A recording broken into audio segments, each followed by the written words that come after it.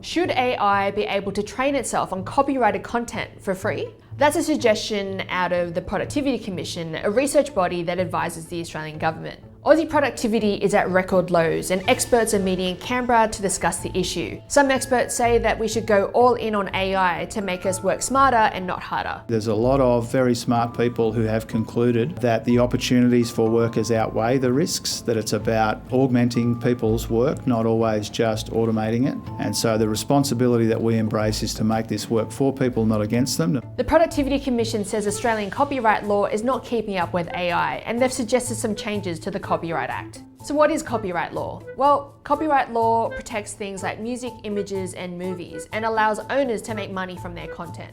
But some exemptions exist for copyright, known as fair dealing. For example, there's an exemption for news. As a journalist, if there's a big news story, I could use some content so long as relevant for the purposes of news reporting.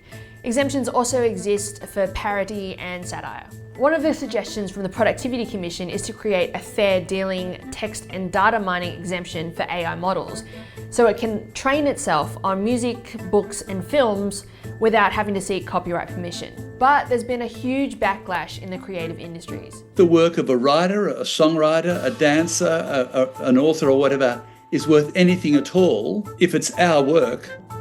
Then if someone wants to use it, they have to ask our permission. And if they want to use it to sell something, then they have to offer a fair remuneration for it. Some say that creative artists won't be able to compete with AI models. Fair use was developed to protect individual authors and individual authors' work, whereas we're talking about systems that work at an industrial scale, way above what any human can.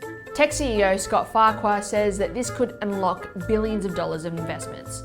Do I think that these models going out and training themselves on the entire internet? Yes. I think there are benefits to that. We have to work out what is fair use for these AI models. I don't think it is nothing, that they can't do anything. I also don't think that it is, you can't replicate an existing artist out there. I don't think that's fair use either.